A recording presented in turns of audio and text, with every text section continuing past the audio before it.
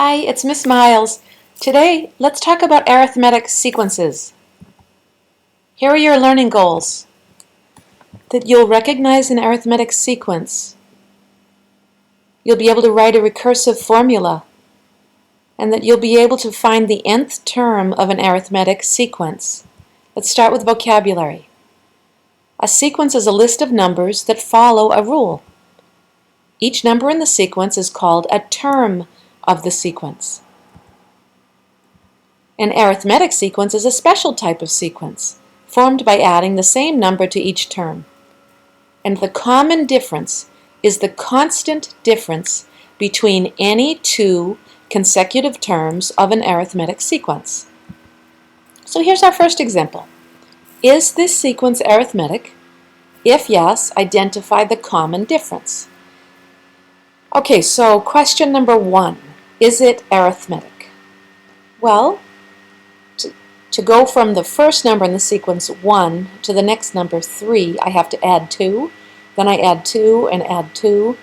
So yes, it does follow the definition of arithmetic sequence, and the common difference is positive 2.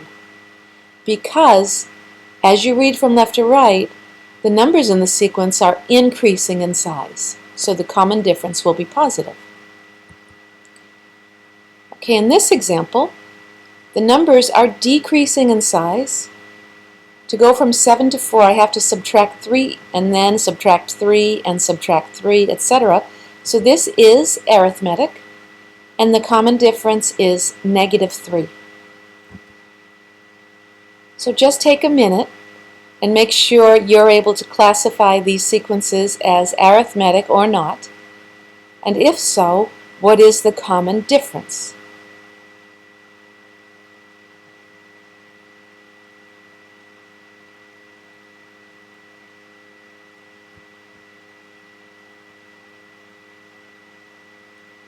So just as an FYI, the sequence in letter B is not arithmetic because I'm not adding the same number each time.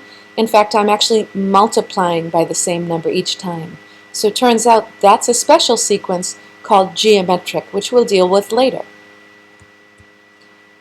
Now it's very important as mathematicians that we understand terminology and notation. In this arithmetic sequence, with a common difference of 3, the first term in the sequence, the number 4, we're going to call that A sub 1. We say A sub 1 because it's a subscript. And then this is A sub 2, A sub 3, etc. Now if I wanted to know the value of the nth term in the sequence, we're going to refer to that general term as A sub n. And that's where our algebraic reasoning skills will come into play. So, in that same sequence of numbers, we're asking you to find the 10th term in the sequence. What might you do to solve this problem? Well, already the first 5 terms are listed, so I suppose we could draw 10 blank lines on our paper and just fill in with the first term in the sequence, the second term. There's A sub 3, A sub 4, A sub 5, and stop when we get to A sub 10. That was not overly tedious, so I can simply list out the first 10 terms to find my A sub 10, which the value of that is 31. But now I have another problem for you, and I'm wondering how you'll feel about this one.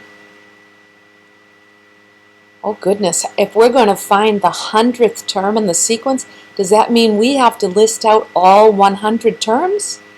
No, because in mathematics what we do is we look for and make use of repeated calculations. So let's consider our sequence. And you remember to get from 4 to 7 I added 3 and added 3 and added 3. Do you remember in math that when we add 3 repeated times, we can represent that with multiplying by 3? So notice I've underlined the number 19. If I wanted to show an easier way of calculating that term which I guess is the 6th term in this sequence, I have 5 groups of 3, right? So that's 5 times 3. But don't forget you're going to add the initial term. And so what I'm going to do is just rewrite it this way. 19, which would be the 6th term in the sequence, is found by the first term plus 5 times the common difference. So what we're going to do is we're going to generalize this into a formula. And the formula should make sense now to you.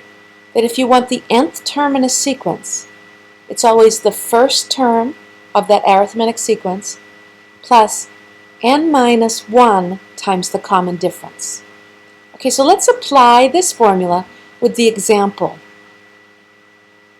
So what is the first term in the sequence? Right, that's 4. What is the common difference, or D? Right, that's 3. And n in this case is 100. So here's our formula, and let's substitute in what we can. Now this is just a matter of using order of operations. Do your parentheses first. Now multiply. And finally we can find the 100th term. It would be 301. Let's try another example. It is not overly difficult in this sequence to keep adding 8 each time, but I might make a mistake, right? And so maybe the formula is going to be better and surer for me. So let's start with our formula and always look at the common difference, right, is 8, and our first term is 1. So here's your formula. N in this case is 10, right, because you want the 10th term. Now just do order of operations. 9 times 8 is 72, plus 3 is 75. Okay, what about word problems?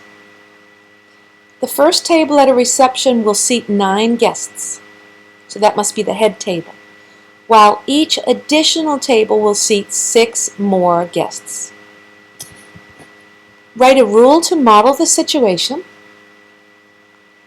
and use the rule to find how many guests will be seated with 10 tables. So can you visualize this would be an arithmetic sequence, right? Where 9 is the first term. And then at the next table there'll be 6 more, right? So that's 15. Then add 6 more, etc. And so here's the formula that we're going to use. A sub n, right, is equal to 9, which is your first term, plus n minus 1 times 6. N, remember, in this case is going to be 10. So there will be 63 guests at the reception if there are 10 tables. So just double check that your learning is on track. Can you answer this question? And can you be very clear in your response? What do we mean by the common difference? When is it positive and when is it negative? And could you write the formula for the nth term right now from memory? And can you identify where in the sequence the formula makes sense?